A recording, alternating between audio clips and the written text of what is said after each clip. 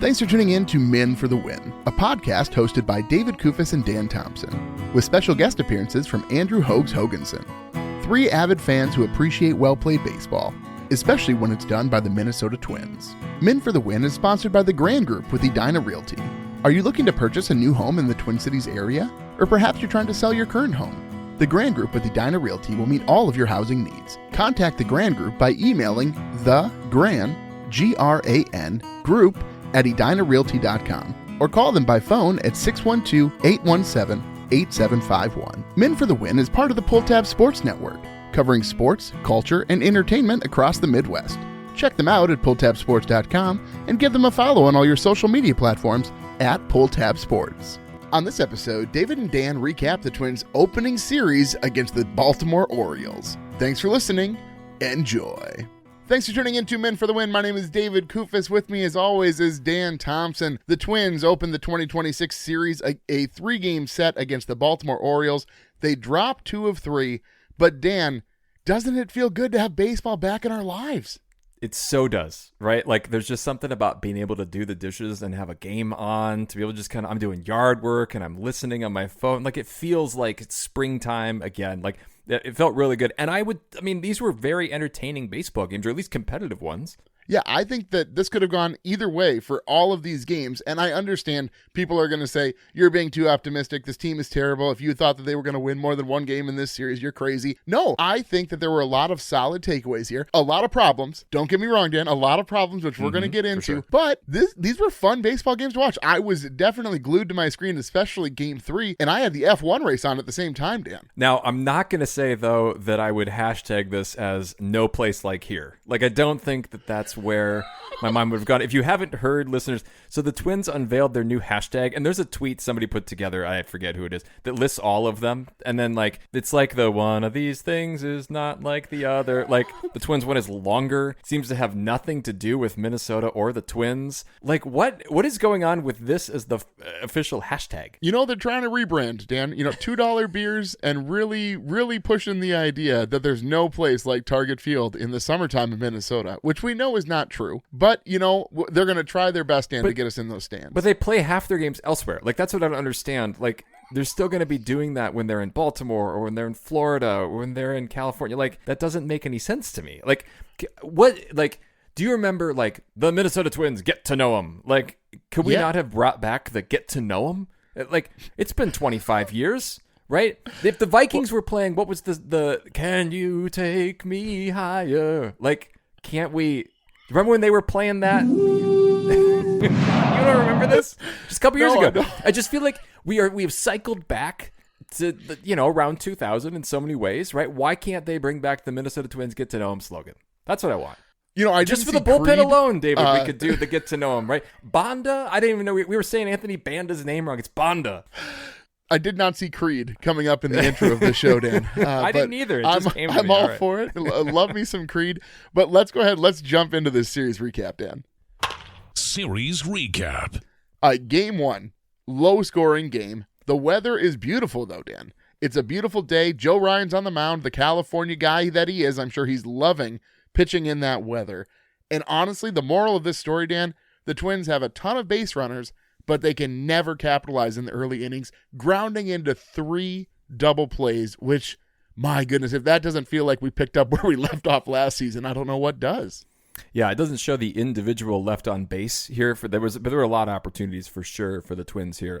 Top of the second, one of them, Jeffers singles, Wallner walks, Bell strikes out, Caratini lines out, Lewis is hit by a pitch, but then Brooks Lee strikes out to end the rally. Top of the third, there's a Jeffers double play to end the inning. Top of the fourth, grounded double play, and then a fly out.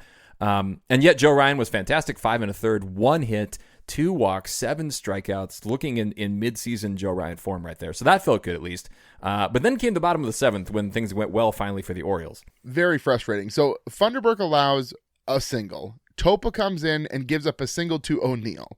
And then Cowser hits a sac fly. Martin's in left field. Martin gets under the ball. He doesn't round it as much as you'd like to see a guy who's going to have to make a throw into the infield, but he makes the play on the ball. The thing that's happening, though, he has no play at home base. There's no play at home. There's nobody running to third base, and so the throw has to be to second base in order to prevent O'Neill from advancing to second. But, Martin, Hoges' patented dumb comes into play here, where it's not going to show up on the I score knew exactly sheet. what to do, but in a much more real sense, I had no idea what to do. But Martin throws to third base, allows O'Neill to advance, and then O'Neill's going to score then on a Blaze Alexander single, which puts Baltimore up 2-0, which is really the winning run of the game, Dan. Very frustrating. Yeah, the Twins do get a run in the top of the eighth, which again could have been the tying run if that had gone better. Buxton hits a triple actually into the left field corner. That's the kind of triple that he can hit. And a sac fly by Keyshaw on a ball that probably nobody else in baseball, at least on the Twins team, is probably going to score on. It's just one of those where the left fielder just kept coming in and in and in and in. You're almost like, I don't know that you want to send Buck. I'm glad they did. So there you go. The Twins get on the board, and it's 2-1. Yeah, so Twins actually go 3 out of 4 for ABS challenges. Laz Diaz is behind the plate. He wasn't good, but the ABS definitely helped prevent his ridiculous calls from standing, which was this new system, Dan. I'm amazed how quickly I've sort of gotten in it. And, okay, there's things that you scream at the screen sometimes when you're watching a game and you think like, oh, yeah, that makes sense to scream. I find myself, Dan, just screaming, tap on that, tap on that, tap on that. I'm just absolutely screaming this. And I'm like, things I've never yelled in a baseball game during my life, I find myself constantly screaming at the screen now, Dan. Yeah, this is going to come up more, I think, especially when we get to game 3, because it was crucial there. The Twins, the bullpen gives up both of the runs here in 2 2/3 innings. The Orioles, Trevor Rogers was great. 7 innings, 3 hits, 4 walks, 5 strikeouts. And while the Twins do get the 1 run off of Wells, Helsley comes in and strikes out 3 guys in the 9th to end that one. Yeah, so we do need to note also some MLB history was on the line because Tyler O'Neill had hit a home run in the opening game for the last 6 years. And so this is the first time in 7 years that he had a baseball game on opening day in which he played where he didn't hit a home run. Where if you do that 6 years in a row, do you not just come to sort of expect it? Like you're like, oh man, I did this the last 6 years. Why wouldn't I do it the 7th time? It certainly speaks to the guy's confidence in those days too. That's a streak that has to come to an end, but that is an impressive statistic for sure. He came up big, I should say, in game 3 though, with a home run, which we'll talk about a little bit later. Yeah, so let's go on to game 2 then. So Twins win this one, thankfully. They win 4-1. A very consistent baseball game, I'd say. Bottom of the first, this is where things, if you're a Twins fan, you were getting a little bit nervous. Looks bad. You got Taj Bradley on the mound, and we're all really hyped about Taj Bradley. He's a really young guy who has actually quite a bit of MLB experience, but the Twins are hoping to unlock something that his previous organization could not. So he gets 2 quick outs, but then he loads the bases, but he's escapes, Dan. No runs allowed here. The Orioles get their 1 run in the bottom of the second on a Jackson RBI single, followed by a Colton Cowser double. But my goodness, Taj Bradley, Dan, he goes 4 1/3, 3 hits, 1 earned run, 3 strikeout, 3 walks, 9 strikeouts though, Dan. I mean, that's not nothing there. No, and I'm maddened that he wasn't the one who got the win here. Anthony Banda comes in and gets it for his couple outs that he gets in the 5th inning. But it's good for the Twins, right? Top of the 4th, Byron Buxton forces the team to score a run after legging out an infield single. Advances to second after tagging up on a deep fly out to center field. I love when players do that. And then advances to third on an overthrow. So then he scores on a sac fly. That's the kind of run that Byron Buxton can help a team produce. Top of the 5th, the Larnach singles. Then Royce Lewis hits a bomb to left field. Bomb, though, in the sense that it barely fell into the place that it could still count as a home run in left field at this weird outfield at Camden Yards. So I think had they not moved the seats back as they have, Dan, that would have been a bomb. I think we would have seen it as a bomb, but it's just because the seats were so much further back, it didn't seem like it went as far as it would have in seasons past. I can see that. Bottom of the 6th, Funderburk enters, gets a couple quick outs, then gives up back-to-back singles. So Orsi comes in, walks Ward to load the bases, and gets Gunnar Henderson to fly out. So a nice jam escape there. And then top of the 7th, Royce Lewis with a walk, a steal of second. We talked off air. You really liked this at bat from Royce Lewis to earn the walk. He ends up scoring on a Cody Clemens single, so it's 4-1. Orzi, Topa, Sands. Can you play the snap, crackle, pop, please, for me? I think so. I got to find it here. This bullpen, I should put that sounder all the way at the top. Snap, crackle, pop, Rice Krispies. I'm going to play that every day. Bradley, again, 4 1/3, 9 Ks. Bullpen, 4 2/3, 7 Ks. So some respectful. Now, it's early in the year, and the pitchers always seem to have an advantage on the hitters early on. But 16 strikeouts in a game, that's not nothing.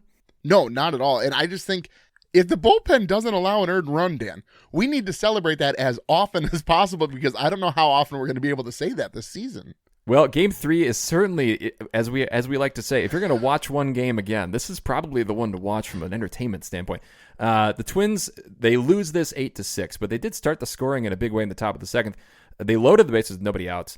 Larnach hits an RBI single. Royce then strikes out, but then they get a double by Tristan Gray that scores 3, but only 2 of them are actually Gray RBIs. Well, and then Gray gets thrown out because, and again, I don't know how much of this was Gray's fault, actually. He thought that another run was coming home, so he was trying to advance to third, but by the time that was all sorted, Gray got thrown out. You got to give the guy credit, not a guy we're expecting a lot from, and he produced majorly in this game. For sure. A couple of the base running blunders we'll come back to in the top of the fourth and top of the fifth by Bell and then by Buxton denies the Twins some chances. And then I want to talk about the bottom of the fourth a bit later when O'Neill does hit that home run, a 3-run shot to make it 4-3. Orioles take the lead in the sixth when Dylan Beavers doubles off Mick Abel, who had come in the fifth. We will also talk about this because this is fascinating that he's coming in after Ober. Top of the seventh, Lewis, though, ties it with a solo shot, so it's 5-5. Then I was waiting for a moment by your guy, Pete Alonso, and it happened here in the bottom of the seventh, David. He singles in a run, so it's 6-5 Orioles. Then Rushman and Mayo follow with an RBI each. So it's 8-5, and I was starting to think maybe I'm going to turn this one off. It got exciting. We're going to talk about the top eighth a little bit later here. The Pete Alonso at bat, too, there was a challenge that Pete Alonso challenged that extended the at bat. And then had the Twins had a challenge at that point, I think they would have challenged an earlier call in that at bat that would have struck Alonso out. So it's so weird because now we're playing these head games. We always think oh, if that call had been right or if that call had been right. But now we're not saying, oh, if that call had been right. We're saying, oh, if the Twins only had a challenge left earlier in that at bat, it would have been very different. And so the ABS stuff, Dan, I'm still having trouble wrapping my head around exactly how I feel about it. Well, and then I think we're going to talk about the challenges in one of the segments there too, but there were 10 in this game, just 3 of them confirmed. So 7 overturned. And then Shelton gets tossed in the top of the ninth here. Do you want to save that or do you want to talk about that now too? Because I was curious about your thoughts on his gesticulation and how well he had in rhythm, his finger pointing and his, dare we say, foul mouth, Derek Shelton. There were a lot of words there that I don't think we could say on radio. No, those were some dirty words, certainly. This is what I'll say. He definitely got angry better than Rocco ever has. Sure. The thing that was funny about this is he got angry over something he really shouldn't have gotten angry out. It was confusing because basically what had happened, Bell walked to first, but then there was a challenge that overturned that walk and turned it into a strikeout. The issue was the timing. Basically, from Shelton's perspective, he's like, my goodness, they waited like a minute and a half before they challenged this call. Well, actually, Hensley, the closer for the Orioles, he had tried to challenge it right away, but the umps didn't see it because pitchers aren't challenging. They're just not. And to be honest, this was a pretty bold challenge, too. This was a pretty close pitch, especially from the pitcher's perspective, which is never going to be 100% because they're moving on their follow-through, so they're not often seeing exactly where the ball ends up. But so we're all watching the catcher. The catcher didn't signal, so all the Twins fans are rejoicing. But then you see on the replay that, no, the pitcher did, in fact, tap his head. So I understand that from Shelton's perspective, he's like, they didn't challenge that fast enough. But in actuality, they did. It's just Shelton doesn't have instant replay right in front of him to show him that. So I appreciate him trying to fire up the guys and him getting in there and being really active really early in the season. At the same time, maybe he even knew that he was wrong and he was just trying to fire up the guys. But yeah, maybe next time make sure you're getting thrown out with just cause. Well, you were throwing that around some percentages there, David. I got another one for you. 75% of people are walking around out there dehydrated, folks, and that's not a good thing. Dehydration can leave you feeling irritable, give you brain fog, feeling low energy, especially in this heat. Well, we've discovered a new hydration hero, and their name is Drip Drop. Drip Drop was invented more than a decade ago by Dr. Dolan during life-saving humanitarian missions across the globe. He created Drip Drop for fast hydration where IVs weren't possible. And Drip Drop is a next-level breakthrough in hydration, backed by 6 decades of science, designed for both speed and taste, and to deliver the fastest possible hydration. Drip Drop is like a secret weapon. Over 90% of all professional sports teams across the major sports use it, including the Vikings, the Wild, the Wolves, and the Twins. It's also used by the military, including Army Rangers and Navy SEALs. There's a reason the best choose it. It's a superior product. Simply put, Drip Drop works faster and tastes better. Head to Amazon or dripdrop.com and order some Drip Drop. Mix it with water and experience for yourself the fastest way to hydrate. Catch 'em all, Kirby Puckett! Puckett's Picks winner. Thank you.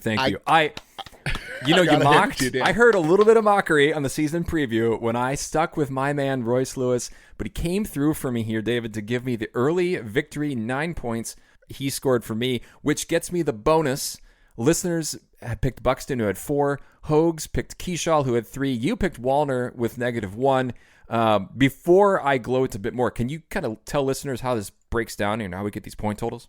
Yeah, so each show, we're going to choose who we think is going to perform best in the next series. Listeners always get to pick first. If you want to pick for Puckett's Picks as a listener, simply subscribe to our Patreon, $1 a month, and you'll be reached out to. You'll get to make the pick. Very exciting stuff. Then it goes in reverse order, basically on highest to lowest scores from the previous series. Now, the way the scoring actually works, you get 1 point per base, 1 point per RBI, 1 point per stolen base, but then you lose points for strikeouts, you lose 2 points for grounding into a double play, and you lose a point for errors. And then for point totals for how we actually keep track of who's winning, if you win, you get a point. If you win and the player who you picked also scored the highest on the team overall, then you get a 1.5 points. So it's a little bit of a bonus there. Again, if you want to take part in that, it's really kind of a fun tradition now we've done for years. And what a great start for Dan's guy, Royce Lewis. I'll take it. So I get the win there, David. Very excited about it. But I have more to say about Royce here if we can move forward to our next segment. Beast versus Bench. Is losing fun? Is losing fun? Royce is my beast. He had 2 home runs in this series, lots of swagger. The game 2-1 was important because it established the Twins' lead, obviously. And then in game 3, he came back and then was able to tie the game. This is the Royce that they need. I do wonder at some point, what does he have to do to move up in the lineup, do you think? Because I don't mind him being the bottom lineup, but if he's going to hit a couple home runs in a series, you kind of want those maybe from your 6th guy or something like that, maybe your 5th. I think by the 3rd or 4th series, if he continues to hit well, I think he's going to make his way up that lineup pretty rapidly. We're going to talk a little bit more about Royce in the next segment here with Derek's sort of treatment of Royce. I'm going to talk about my beast, Dan, and it's got to be Joe Ryan, but we have to talk about this bullpen, Dan. That again, this thing is strung together with twine and duct tape, but they held it down. And none of these games, because if you look at game 3, even though they lost 8-6, Ober-Abel is not technically a bullpen arm, right? Like he's in the rotation, but because of the way the off days work out and because you don't want to push back a Joe Ryan start, like you need those as often as you can get them. Like he came in as a true piggyback, which we'll talk about in a minute. I just think that this bullpen, they did what they needed to do to keep the games competitive. And so they deserve a shout out here, Dan, as a beast, most certainly. Now, it's interesting because you might ask, Dan, who's on your bench? I don't normally like to do this, but I'm going to double dip. I'm going to put Royce Lewis also on my bench because he left 7 guys on base in game 3 alone. Twice he struck out with the bases loaded. And there's only one thing that's worse that you can do in the bases loaded, David, and you know what that is? Oh, I'm waiting in suspense. Ground into a double play. So at least he didn't do that. Yes, like that would be worse. But Royce, you're big hit Royce. You're the guy with, 8, 9 grand slams in his career already. I mean, like this was the moment. And if ever there was a moment for Royce to really step up, it was in game 3. Now he was on a couple pitches. You could tell there was a couple he fouled off that he kind of sent straight back that could have. I mean, like that's always I love those moments because when they're followed by like the big slam. But that's kind of all I've done. This is a little tongue in cheek, slightly, but like with what's the line from Spider-Man, right? With great ability. Like that. Okay, folks, if you're just tuning in, it's our first episode of the season, actually following a season recap.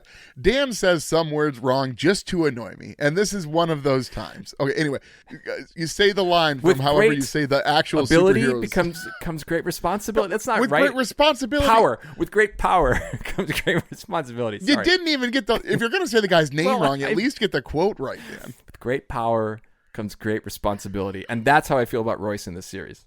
Okay, so we have to use both sounders for him, then it's very confusing. So for the beast, he's the one. And then for the bench, You were the chosen one.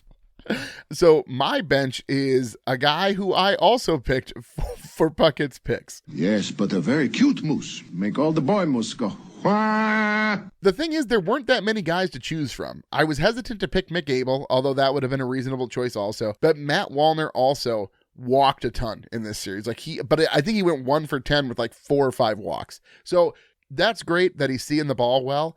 But my goodness, Dan, there were so many opportunities for him as well to really help the team win a couple of these games. And so I have to give it to Wallner. To be fair, again, there's lots of good options here, but there was nobody who I thought, oh my goodness, that guy absolutely deserves to be the bench. No, and it's interesting because Wallner is getting, they noted this on the radio broadcast today, I think, too. He's getting the treatment, the Max Kepler treatment, where, like, he's out there against lefties now. I mean, they're invested in Matt Wallner, and they're saying, you are a professional hitter that we need to be able to hit against lefties and righties. And it makes sense because if you've got Larnach and Wallner playing outfield on this team, one of them has to be able to hit lefties. So I guess he's the guy. I do wonder how long he stays in that, that heart of the order spot with that, though. I don't know. I want big things out of Matt Wallner. We both picked him, I believe, to lead this team in home runs. And so at some point, if the Twins are going to have a great season or even a decent season, they're going to need a lot from Matt Wallner. You ever seen Buck with his pants down? No. Derek's Debrief. So this is our segment, folks, where we look at the manager's decision-making. This is the first Derek's Debrief. It's all been this is Rocco's Rewind for a long time. We went through many drafts to come up with the name for Derek's what or Shelton something. And this is what we got to compliment. Brother Dan came through once again with the segment title. And then Corey Provis and Glenn Perkins gave us this gift of a conversation. So the sounder goes with the conversation that they had a little bit earlier, folks, if you want to be filled in on the context of that sounder. Anyway, how about you go first after all of that, David? So we just talked about Royce Lewis a ton. And this is what I don't understand. Game 1, top 9. The game's on the line. This is likely the last at bat. And Derek Shelton, who supposedly understands Royce Lewis's psyche, like he went down and he met with him, he explained to him how important he is to the team, and then he starts game 1 batting 8th. Very confusing. We've already talked about his spot in the order. It's a little bit confusing if Royce is really supposed to be the guy. But then, Dan, Royce Lewis is known for stepping up in the big moments, the Michael Jordan of the Twins, at least in one series in the postseason, whatever. So you have an opportunity here for Royce to come to the plate in the biggest moment of the season thus far, because it's game 1. There haven't been that many big moments yet. But you decide to pinch hit for him and have Larnach come in, and Larnach's at bat was absolute trash. That was absolutely ridiculous. Balls in the dirt all over the place, and Larnach's like, that seems like I should swing. The guy was playing too much offseason golf, which we heard Josh Bell, I guess, didn't play golf all offseason because he didn't want to screw up his swing from the right side of the plate. I love that. I like Josh Bell even more. I didn't know that factoid. Yes. Well, anyway, okay. So then in game 3, you pinch hit for Larnach, the guy who you pinch hit for, and you pinch hit Martin in this instance. And again, I understand you're playing matchups, right? I understand that's what you value here. But my goodness, at some point, we're going to hammer on this again and again and again and again. Let a guy hit. Just let a guy hit. I'm sorry. I would rather have Trevor Larnach, who had a good day so far. He was 2 for 2. Like, let him hit, as opposed to Austin Martin, who's clearly hasn't quite gotten his timing back after that concussion.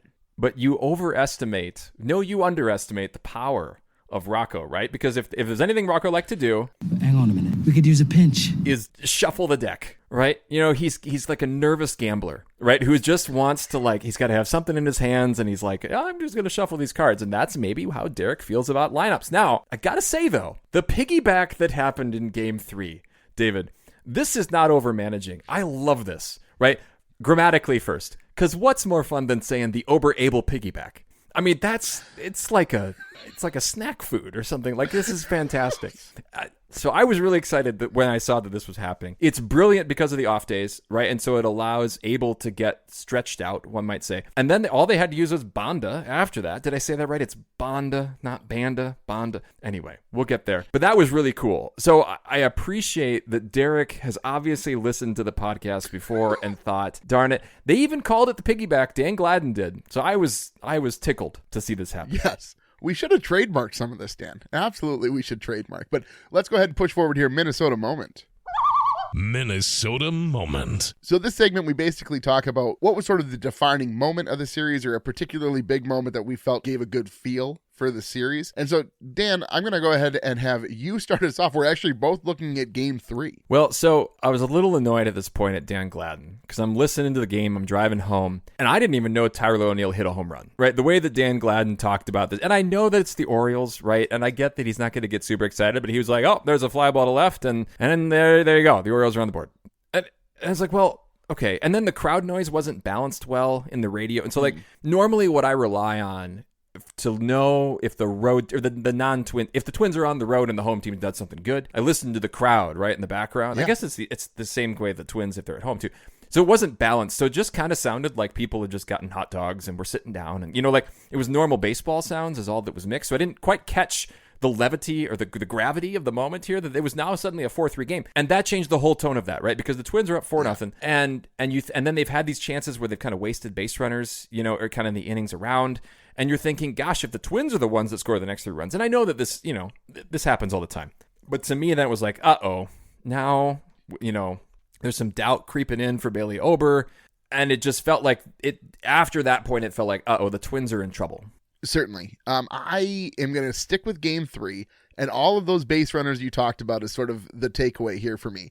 Game 3, top 8, Twins load the bases with no outs, and they only score 1.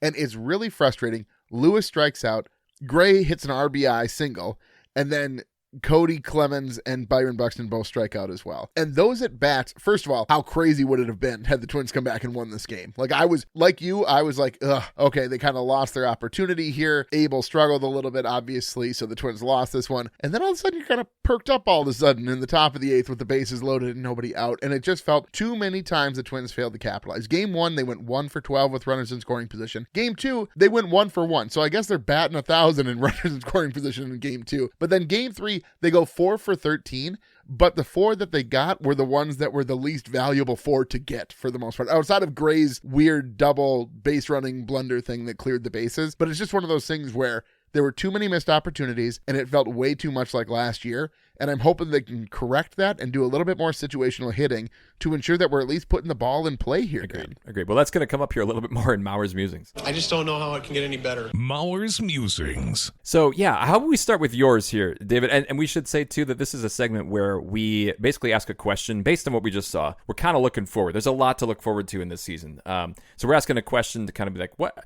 are we wondering, basically, at the end of the series? So all we heard about, Dan, in the offseason after they signed Derek Shelton was that he's way more strict than Rocco, and he's way more focused on the fundamentals. And the team is taking more, fielding practice before the games and whatnot.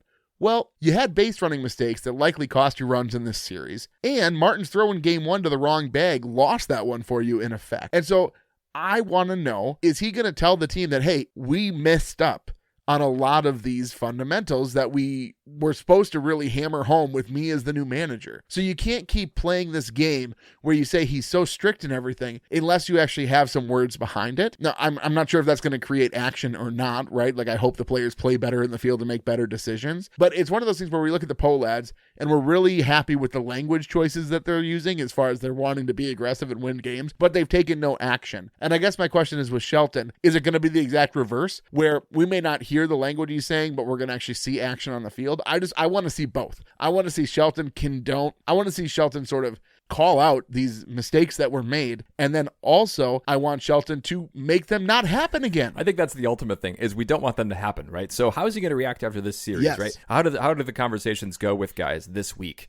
Even Buxton for overrunning second base in a situation there and getting Yes. him. I mean, like, nobody should be above That was reproach, and I'm sure that Buxton would say the same thing, right? I'm sure that he's beating himself up too. Yes. But I'm very curious, how do those conversations happen? Because they have to happen. You have to make smarter choices with the base. I mean, how many games come down? I bet 25 games in a team's year, if not more, come down to one thing, one mental error in a game, and I think we could point to a few of them already in this series. No question. Well, what do you have for your musing, Dan? All right, so after games 1 and 2 especially, the Twins offense wasn't doing a lot. The pitching was fine, right? And then we saw Game 3 felt like, you're going to have games like this. First of all, exciting baseball game, but obviously the pitching was an issue really for both teams. Now, let's assume the Twins have some pitching. Let's assume that this is kind of the worst we're going to see from Bailey Ober and Mick Abel, right? And we haven't seen SWR yet, so we're waiting for one more start. But I'm going to assume they have some pitching. I think the bullpen seems to be at least functional right now.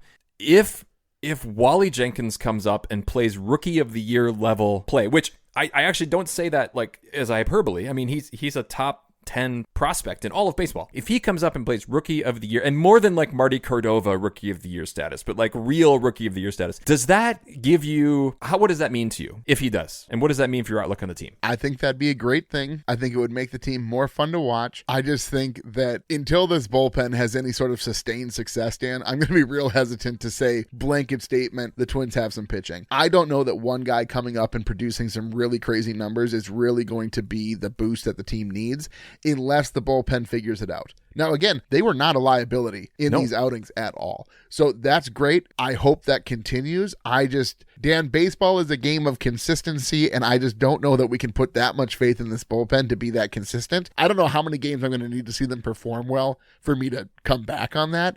But my goodness, one series certainly isn't enough, Dan. All right, well, you talk about consistency. We're going to have to talk about that in the series grades here. So let's move forward to that. Series grades. Well, Dan, I always traditionally go first because, Dan, I can't wait to see what you'll unveil for us here, Dan, in this season as far as your rubric that you use for grading. For those of you listening who don't know, Dan is an English teacher by trade, and so he has all the different ways that he goes about grading, and each year he comes up with a new fascinating rubric depending on the makeup of the roster. I'm more of a gut check guy, and Dan is more of I would argue, a gut check with far more steps. Is basically how Dan does it. But, so I'm going to give it a C- here. You have to say that this was entertaining baseball, and truly none of those games were blowouts. Like, the Twins have a chance to win all 3 of those baseball games, and the bullpen, again, was an absolute surprise. So I guess I'm going to go with a C-.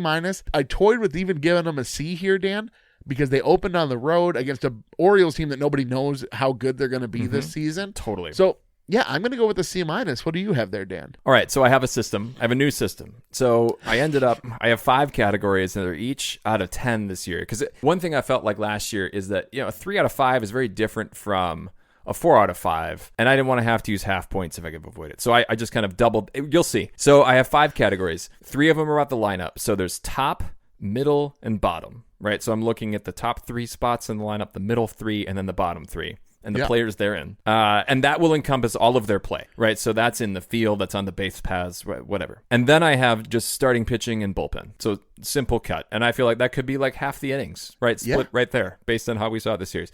All right. Top here. I gave him a 7 out of 10. I thought what I'm looking for in the top of the lineup is guys to get on base. And that's really the main thing. And to play, these are your best players, right? So they should be consistent. I thought a 7 out of 10. I thought Buxton was all right. I didn't see, quite enough maybe out of that leadoff spot that I would have liked.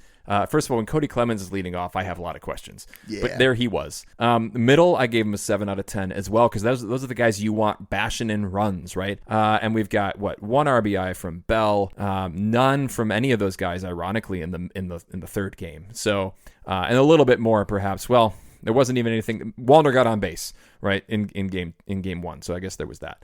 And then the bottom, though, I thought played pretty well, right? We saw Royce Lewis. As long as he's in the bottom, he's going to get the grade for the bottom. A couple home runs out of the 8 spot.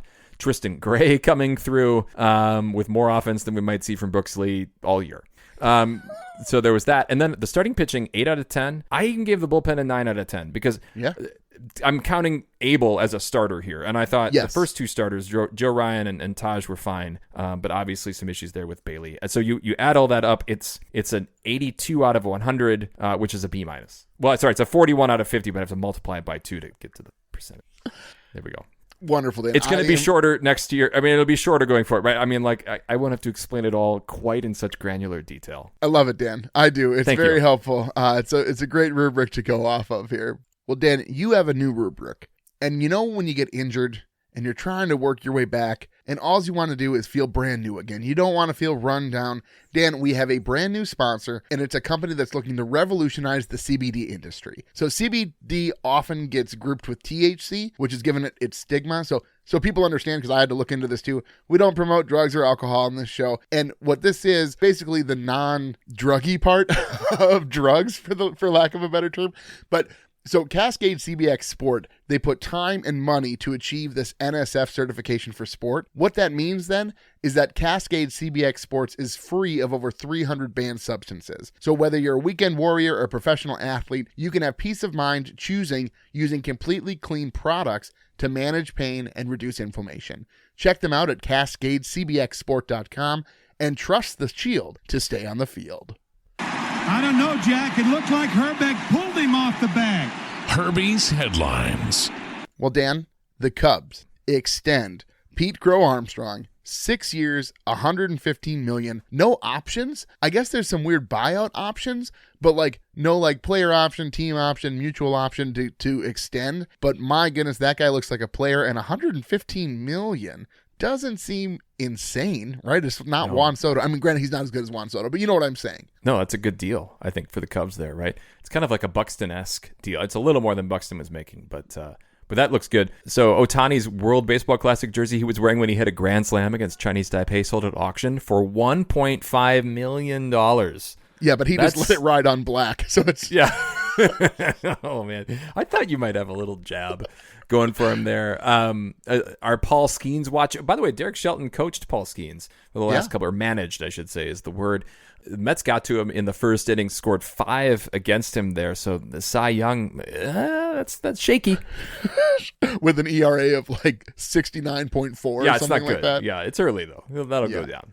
The ABS is going to be an ongoing conversation throughout the season, no question. There is a great article by Jason Stark. I think he wrote it last fall, actually, but it really breaks down sort of how exactly the ABS works, how accurate it really is, and how it's going to impact the game moving forward. Really good read. Jason Stark, anytime he produces anything. So entertaining. Everybody should be reading that. And then the last note I have here, Dan, is Edwin Diaz, now the closer for the Dodgers. He has that whole da-da-da-da-la-la-da-da with the trumpet and everything. They have a live trumpet player now at the Dodger games doing that. And it's so cool. And the thing is it's pretty similar to Juan Dron's intro that the Twins had for him. Not the same song, but the same sort of flavor, Sure. But a live trumpet player, Dan, who performs well, that's hard to beat for a closer entrance, isn't it, Dan? More live music, right? Could we have I mean, Carlos Santana would be the easy one, right, to play for anybody with the name Santana. I feel like would be kind of fun. But no, I want, who would, we'll have to think more about which Twins player could have a live musician playing for him here. But we'll have to bring that up, I think, in a future segment. Once they figure out who the closer is. Yeah, there's that part of it too, yeah.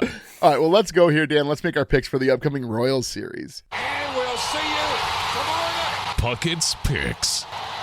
As mentioned, the listeners always get to pick first. They're going to take Royce Lewis. That leaves me next. I'm going to go ahead and take Byron Buxton. And then it goes to Hoges, and Hoges is going to stick with his boy Keishall.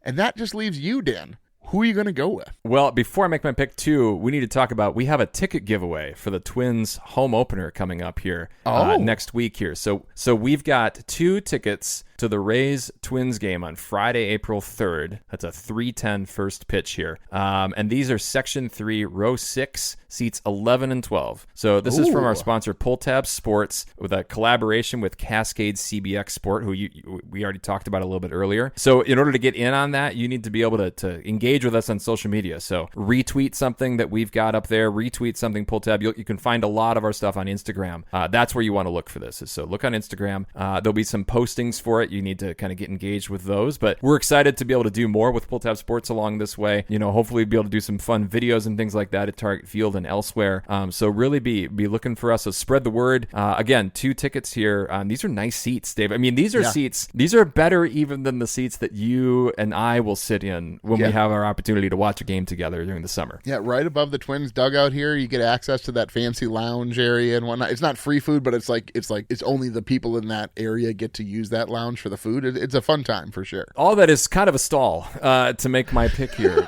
because, gosh golly, I mean, there's some new names here, like Josh Bell, Caratini. I mean, these are interesting fellas. I think, you know what? This sounds weird. Give me Cody Clemens. I'm going to take Cody Clemens here, a little outside the box, going down to Kansas City. Very outside the box, Dan. Well, when you're playing, I'm playing with house money right now, right? I've already got a lead in Puckett's Picks. I mean, I can take a couple risks here at this point in the Puckett's Picks season. Well, folks, if you like what you hear, please tell a friend. You can follow us on X at Min for the Win. You can find our Min for the Win Facebook and Instagram pages. Make sure you subscribe to the podcast on your favorite platform so you're notified when new episodes are available. And if you leave us a rating or like, we'd greatly appreciate it. If you'd like to support the show further, you can find us on Patreon. The link is in the description. Thanks for listening, and as always, go Twins. That'll wrap up another episode of Min for the Win, a podcast hosted by David Kufis and Dan Thompson, with special guest appearances from Andrew Hoges Hoganson. 3 avid fans who appreciate well-played baseball, especially when it's done by the Minnesota Twins. Thanks so much for listening, and as always, go Twins!